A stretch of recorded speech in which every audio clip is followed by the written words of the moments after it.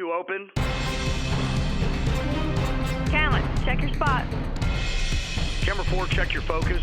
Carol, make sure the phone guests are standing by. Okay, Don, we're ready out here. Okay, thanks. Let's rock and roll. Count them in. 10, 9, Here we go. 8, Flying graphic. 7, Camera 2, I'm going to be coming to you 5, first. Stand by to Q mark. 4, 3, 2. And Q mark. Y'all remember when we introduced My Alpha 21, they have a film festival at the March in Selma every year, commemorating the Bloody Sunday, and it's in March, and they chose My Alpha 21 as the featured film at that film festival that year, and we were really honored by that.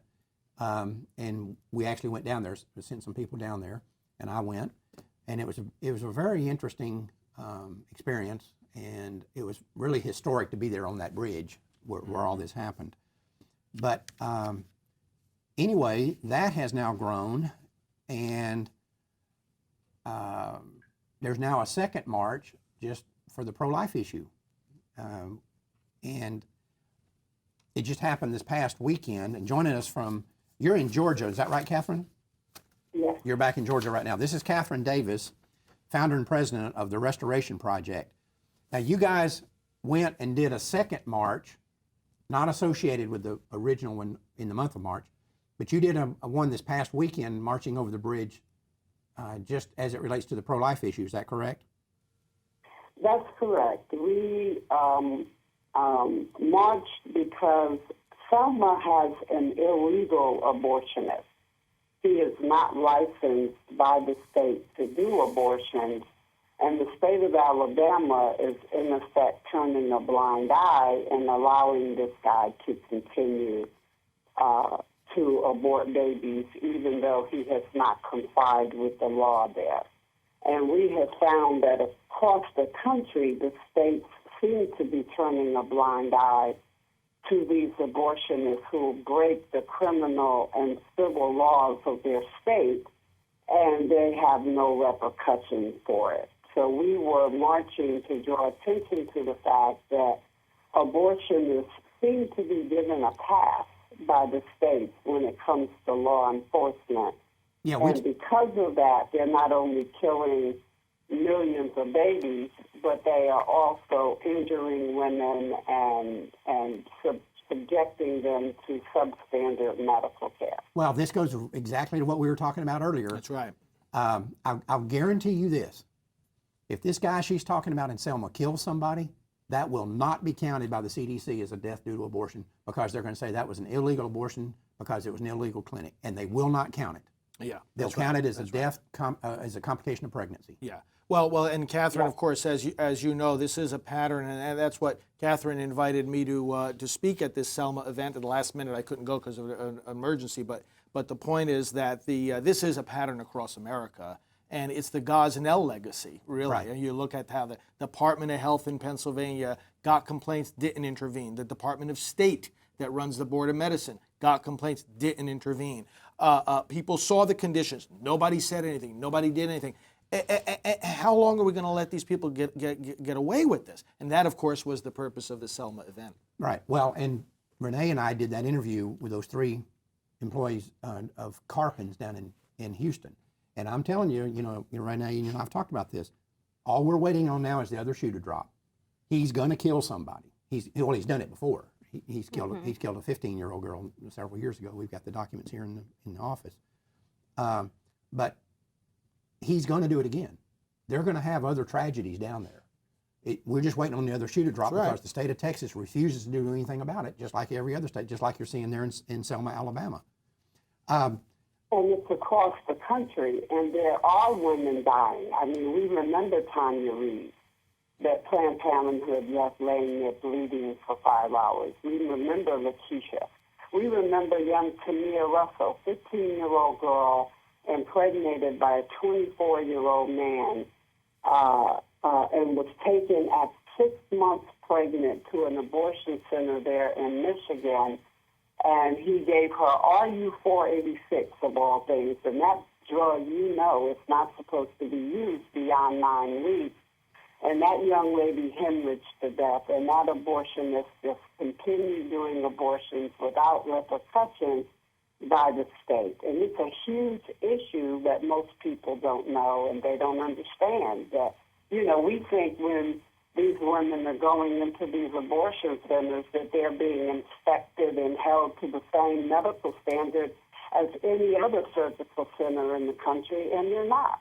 And that's what Texas was all about, right, Mark? Right there in your backyard. Right. Planned Parenthood and all of them were marching and shouting because Texas said, raise these centers to ambulatory surgical center levels.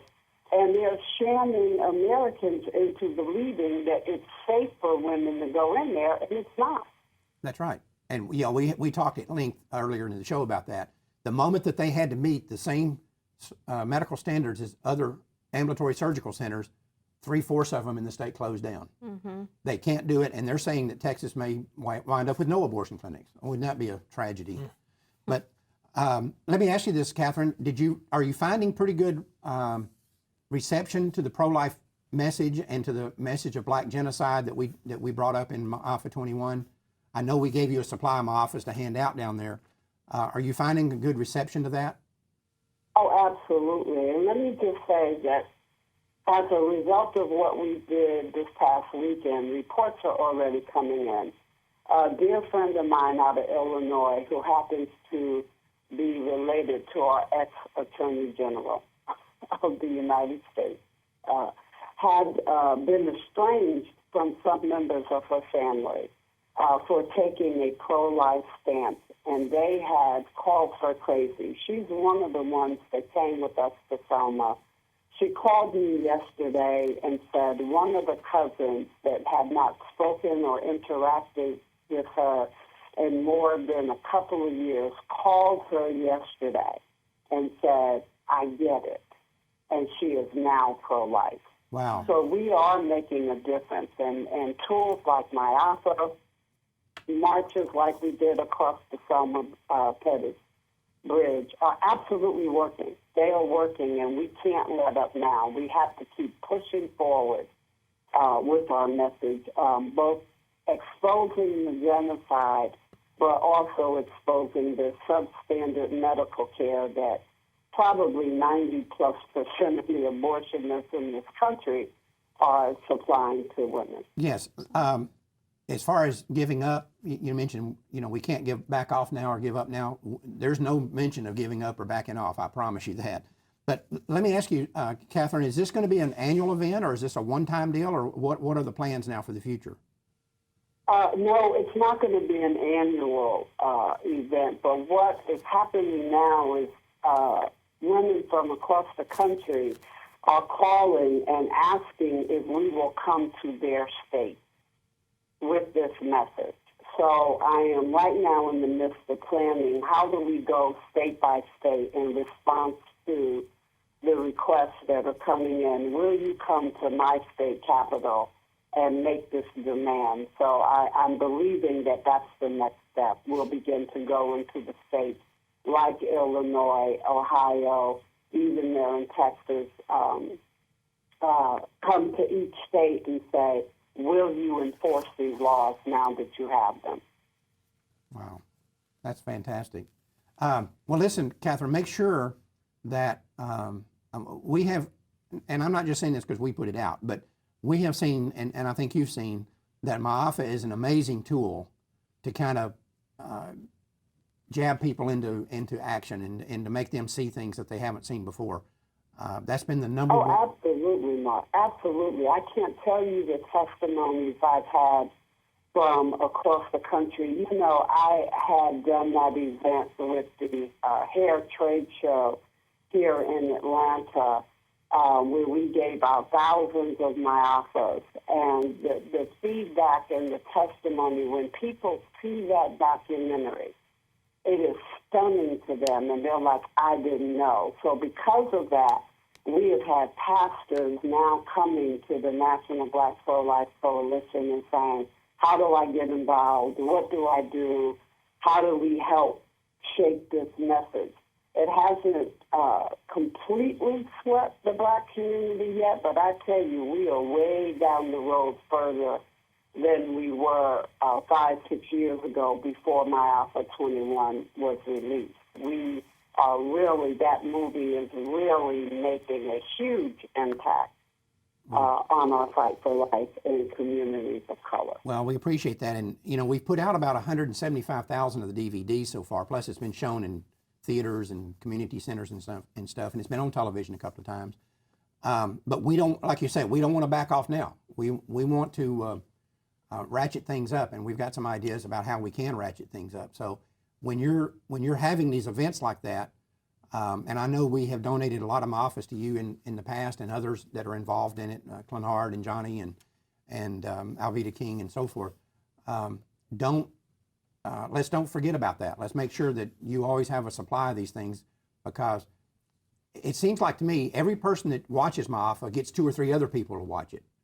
That's exactly right. So, that's right. It's a very good viral marketing tool for us to use, and so we want to make sure that you're always having some, regardless of what the financial situation is. Thank you so much. Well, thank you, and thank you for what you're doing, and just keep us informed. And if you need more of my office, just let us know. We sure will. God bless. Thank you, Catherine. God bless you, Catherine.